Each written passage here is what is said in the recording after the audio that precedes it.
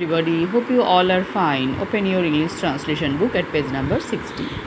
আজকে আমরা শুরু করব chapter 5 it this that this those এর ব্যবহার।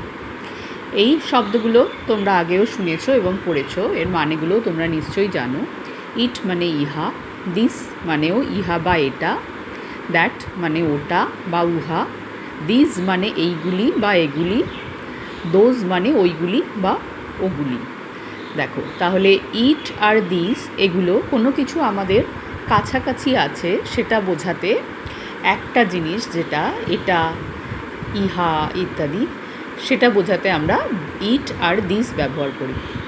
যখন কোনো একটা জিনিস দূরে আছে সেটা অর্থাৎ ওটা বা ওইটা বোঝাতে আমরা দ্যাট ব্যবহার করি। তাহলে ইট আর দিস কাছের একটা জিনিস বোঝাতে ব্যবহার করব, দ্যাট দূরের একটা জিনিস বোঝাতে ব্যবহার করব। যখন আমরা কোনো কিছু একটা নির্দিষ্ট জিনিস নির্দেশ করে বলছি যে এটা বা ওটা।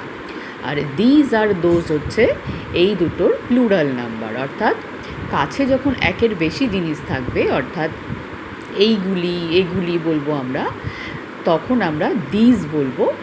আর যখন দূরে অনেকগুলো জিনিস থাকবে তখন আমরা ওইগুলি ওগুলি বলি, সেই ক্ষেত্রে আমরা দোজ ব্যবহার করব। চলো আমরা বাক্যে কয়েকটা ব্যবহার দেখি। দেখো এখানে উদাহরণ কি দেওয়া আছে, এইগুলি হয় ছবি, দিজ আর পিকচার, এইগুলি অর্থাৎ কাছে আছে জিনিসগুলো তাই দিজ। আর এরপর আমরা কি ব্যবহার করছি, বি ভার্ব আর। তাহলে আমরা এই দিজ দ্যাট দোজ এগুলোর পরে কি ব্যবহার করব, বি ভার্ব অর্থাৎ ইজ বা আর। কোথায় ইজ ব্যবহার হবে, যখন ইট দিস বা দ্যাট হবে ইজ ব্যবহার হবে, আর যখন দিস বা দোজ হবে অর্থাৎ প্লুরাল নাম্বার হবে তখন আর ব্যবহার হবে। চলো আমরা করে দেখি। এটি হয় তাহার ভাই, দিস ইজ হিজ ব্রাদার। এই হয় আমার গাড়ি, তাহলে কি হবে, ইট ইজ বা দিস ইজ মাই কার। ইটও বলতে পারি, দিসও বলতে পারি। যেহেতু একটা আছে, দেখো একজনের কথা বলা হয়েছে, এখানে একটা গাড়ি আছে তাই এগুলো প্রত্যেক ক্ষেত্রে ইজ হয়েছে।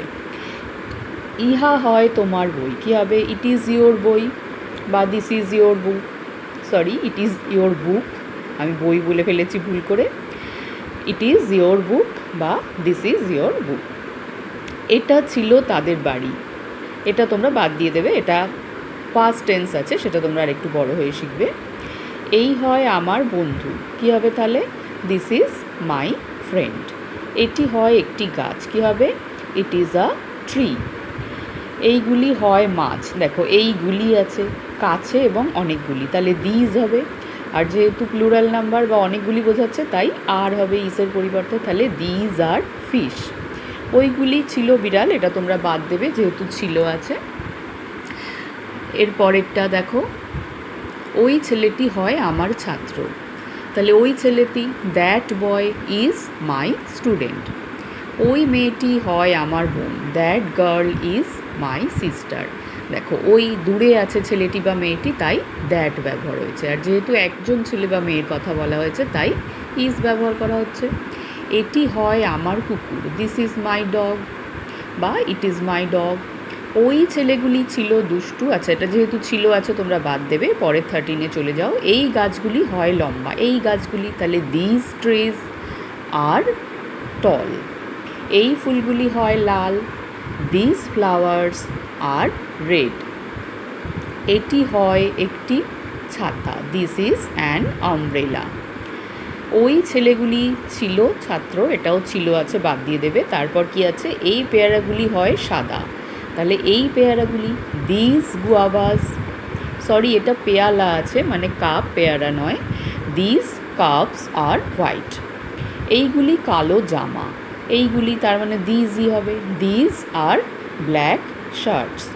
ওইগুলি হয় আমাদের ক্ষেত, ক্ষেত হচ্ছে যেখানে চাষ করা হয়, তো সেগুলোকে তোমরা চাষের জায়গা বলতে পারো, প্যাডি ফিল্ড বলতে পারো বা এগ্রিকালচারাল গ্রাউন্ড বলতে পারো, তাহলে কি হবে, ফিল্ডও বলতে পারো। ফিল্ড সব থেকে সহজ হবে তোমাদের জন্য, তাহলে ওইগুলি হয় আমাদের ক্ষেত। আচ্ছা ওইগুলি, তাহলে ক্ষেতটা দূরে আছে তাহলে দোজ হবে, দোজ আর আওয়ার ফিল্ড। এইটি হয় আমাদের খেলার মাঠ। This is our playground.